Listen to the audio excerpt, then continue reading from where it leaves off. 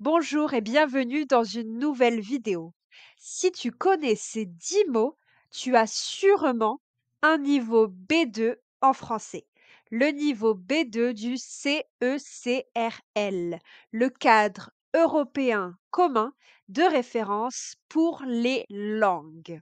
Télécharge mon nouveau guide pour réussir le DELF B2. C'est gratuit, le lien est en description. Il y a une trentaine de pages, 25-30 pages, qui t'expliquent avec précision comment réussir l'examen.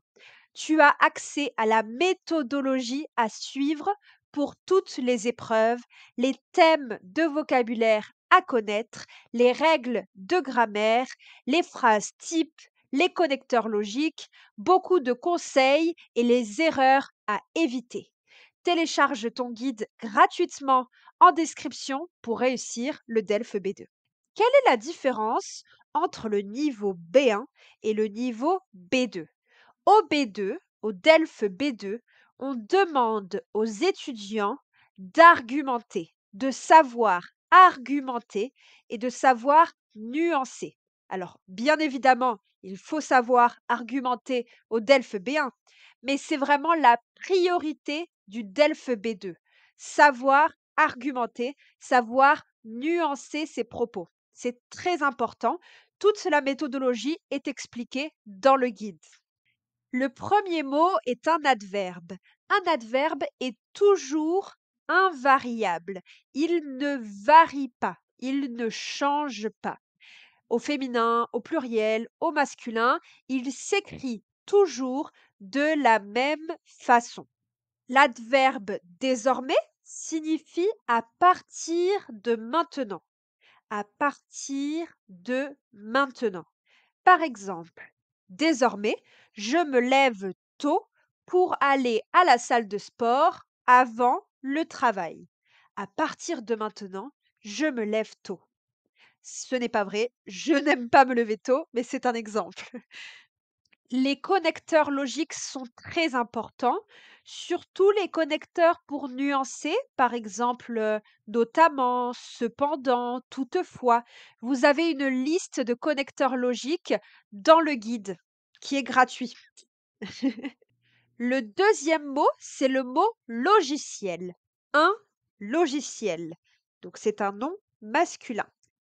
C'est important puisque c'est en lien avec les nouvelles technologies. Un logiciel, c'est un programme qui permet à un ordinateur, à un téléphone, à une tablette de faire des actions très précises.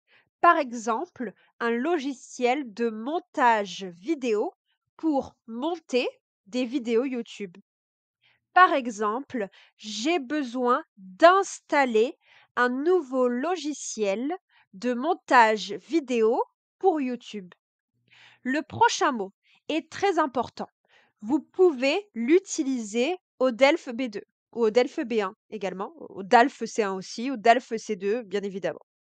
Un enjeu, c'est quelque chose qui est en jeu. C'est une situation où l'on peut gagner ou perdre quelque chose.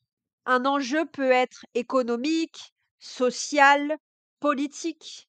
Par exemple, réussir un examen, c'est un enjeu pour les étudiants. Ou bien l'écologie est un enjeu. C'est vraiment la conséquence d'une situation et cette conséquence peut être positive ou négative. Le prochain mot est le mot piqûre. Une piqûre, on l'utilise surtout dans le domaine médical. C'est quand un professionnel ou une professionnelle de santé nous injecte avec une aiguille un liquide dans le corps. Par exemple, un vaccin. On utilise également ce mot pour les piqûres d'insectes. Par exemple, une piqûre d'abeille. On a une piqûre ou une piqûre de moustique. Ça gratte beaucoup. Les piqûres de moustique démangent. On ne peut pas s'arrêter de gratter. Ça démange. On a plusieurs thématiques importantes quand on va passer le DELF B2, notamment la santé aussi, mais également le travail, l'éducation, les nouvelles technologies, les loisirs, la consommation, tout est expliqué dans le guide.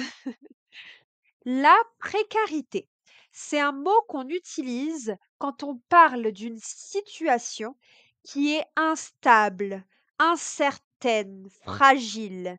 La situation n'est pas très stable, d'accord? C'est vraiment instable.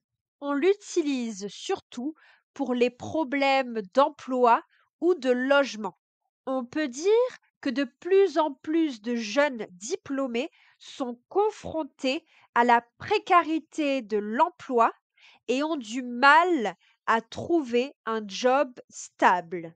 Quand on est dans une situation précaire, c'est quand, par exemple, le salaire n'est pas très élevé ou bien on a des conditions instables, le travail n'est pas très sûr. Postuler, c'est quand on cherche un travail et que l'on va envoyer son CV et sa lettre de motivation. Attention, le verbe postuler est un verbe transitif direct. Cela signifie que l'on n'utilise pas de préposition. On ne dit pas postuler à un emploi ou postuler pour un emploi. Néanmoins, dans la vie de tous les jours, dans la vie quotidienne, presque tous les francophones disent postuler à un emploi. Et quelques dictionnaires aujourd'hui utilisent les prépositions. Cela rentre de plus en plus dans la norme. Néanmoins, l'Académie française affirme qu'on ne devrait pas utiliser de prépositions. Un tremblement de terre. Un tremblement de terre, c'est un phénomène naturel quand les plaques de la terre bougent et cela fait trembler le sol. On l'appelle également séisme. Un séisme, un tremblement de terre. On peut dire qu'il y a eu un tremblement de terre de magnitude 5, d'intensité 5 sur l'échelle de Richter. Ou bien on peut dire qu'un tremblement de terre a secoué une région. Le prochain mot, c'est le mot sinistre. On l'utilise pour parler d'un accident grave qui a causé beaucoup de dégâts. Par exemple, un incendie, une inondation, un accident de voiture. C'est un mot formel. Par exemple, les pompiers sont intervenus sur un sinistre. Ils ont agi, d'accord, par rapport à un sinistre, par rapport aux conséquences d'un accident. Ensuite, nous avons l'adjectif bondé. On utilise ce mot pour décrire un endroit où il y a beaucoup de personnes et que l'on ne peut pas se déplacer. Par exemple, à un concert ou dans le métro. Si le métro est bondé, on peut rater sa station, ne pas descendre à la bonne station parce qu'il y a beaucoup de monde et l'on ne peut pas sortir, on ne peut pas se déplacer. C'est bondé. Pour terminer, nous avons l'adjectif sceptique. Une personne sceptique, c'est une personne qui doute de quelque chose. Par exemple, quand mon ami m'a dit que les extraterrestres existent, j'étais sceptique. Je ne l'ai pas cru. J'étais sceptique. La personne n'est pas convaincue. C'est la fin de cette vidéo. Merci pour votre aide. Téléchargez votre guide gratuit en description pour réussir le DELF B2.